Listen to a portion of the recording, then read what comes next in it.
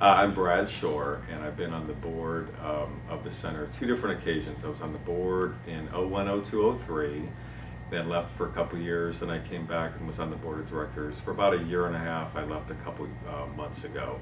So a lot of people know me from being on the center board. A lot of people know me in town also from the Sunday Brunch Bunch group. It's a social group that been doing champagne potluck brunches for years, bringing people together. Doing an e-magazine with that called The Loop. A lot of people know me from that as well. I have about 5,000 subscribers for the e-magazine.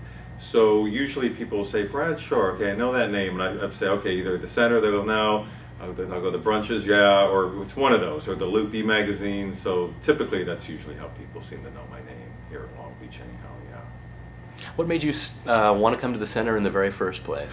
You know, I moved to Long Beach in 2000, and I wanted to get connected, and I wanted to help the community in any way that I could. And being on the board, that kind of volunteer activity interested me. So I came down here, met with some people at the time in 2000, and just kind of started coming to some meetings and helped when I could and volunteered. And then in 2001 actually joined the board. And just in answer to that question, just there was so much needed to happen. We were struggling at the time. We had a huge tax debt to pay, and as well as just the normal concerns of the center. So I thought, you know, let me help, and got on the board.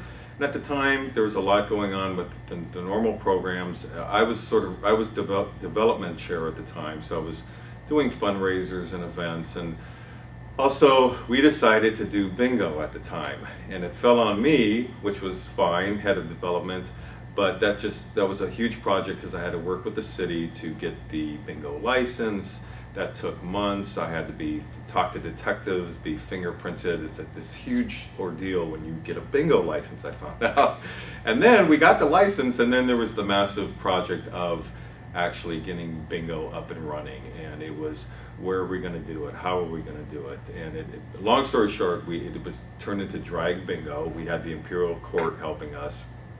And one of the girls from the Imperial Court would be the caller, and we did it right here in the back parking lot here at the center, and did that for probably about a good year. It's very tough. It takes a lot of volunteers.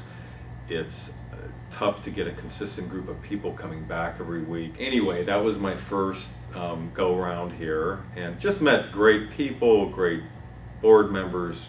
It's a great way to be in touch with the community. Good programs are offered here. It's a great place to volunteer, I think, for anybody. And then this next go round, which ended a couple months ago, different board members, obviously. It's great working with Kim Woods now as executive director. And some of the programs here now are just really taken off. And of course, the day after tomorrow is the Changing Gears bike ride, and Pink Gala coming up in August. And so there's a lot happening here. For anybody who wants to get involved, this is the place to come and volunteer and spend their time, for sure. That's fantastic. So what actually brought you back the second time? You'd already had one go round. What? You know, I think I just always have to be doing something in that way in the community. I really like being like an activist or involved in some way, because that's a good question. Because when I left in 03, instead of kind of like that big symbolic deep breath, like, okay, my term's up, let me just chill out for a few years, I found that I went to the steering committee for HRC, and I was on their steering committee for about a year or so for Human Rights Campaign. And then also at the time I was talking a lot to Gary Bowie, got involved a little bit with steering committee for Long Beach AIDS Walk. So the point being is that I find that just continually I like being involved in these nonprofit organizations. I like the connections being made. I like the ways that I can help. And it's just rewarding in so many ways. So that's kind of what brought me up to about a year and a half ago, when I was thinking about coming back here. And I had lunch with Kim, and I wanted to hear about what was happening here at the center, get a little more input from her. They were looking for board members at that time, and there were some exciting things happening here, and I thought, yeah, you know, maybe time for another go around. So just sort of that energy is what was driving it. What do you think was the most successful contribution you were able to make? Probably in answer to that question, I would say the mental health, the launch of the mental health program here at the center. I was on the steering committee for that, and of course we had Nancy Foster with us, and basically it was, I'm also a psychotherapist. I work 2 jobs. I received a master's in psychology about 12 years ago. So being studied in that and being a psychotherapist, it was great to be on the board at the time when we were bringing in a mental health program. So now anybody calls here needing help, feeling down, maybe suicidal or just depressed, whatever the issue is, they can call here now, talk to a licensed clinical social worker, have an appointment set up, see trained professionals for very low cost. So that's wonderful that that's happened, that it is happening, and it was a pleasure to be a part of that here. What would you like to see the center accomplish in the coming year or years? What's maybe a goal that maybe you would like to see for them? I think a few things come to mind. I think definitely build this mental health program just huge. I hope we have many therapists here, maybe a couple of LCSW supervisors, possibly Monday through Friday of just scheduling clients in here. And of course that comes from my center involvement, but also from my being a psychotherapist. I can see the benefit of that.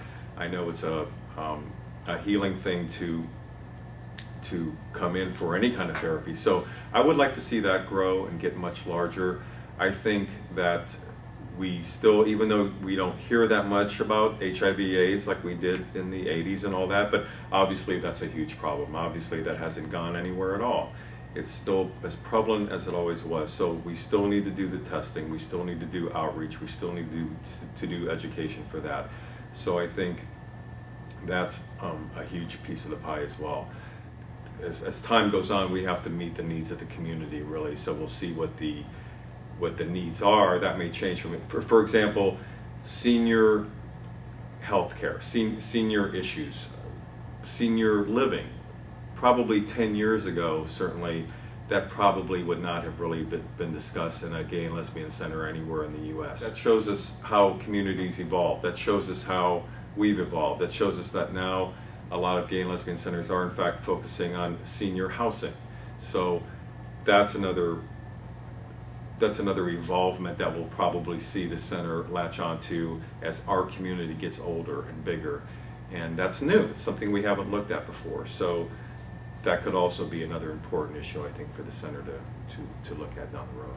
So now that you're leaving the center for a while, what's your next venture? My website is called getintheloop.org, which ties into this. And I like to tell people about it, not only because they can find out about community events there as well, but there's some free links, just like Craigslist, where you get your free housing link and your free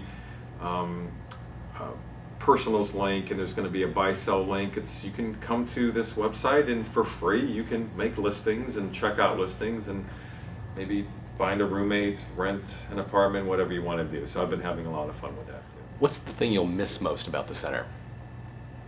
Well, I miss seeing a lot of my friends here who are on the board. So I'm still involved, and I talk to Kim a lot, and I'm down here quite often like I am right now.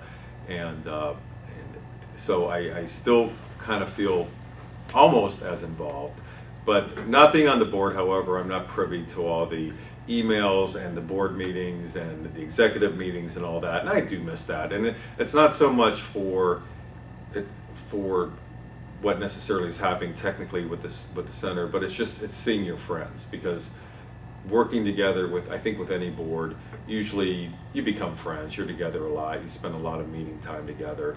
And so I miss seeing some of those people on a regular basis, I would say. And I think the volunteers as well, anybody who's involved here, staff and volunteers, after a while you don't want to go, because you've usually made some good friends, and you feel connected here. And so I think that's what happens to people when they get involved here at the center.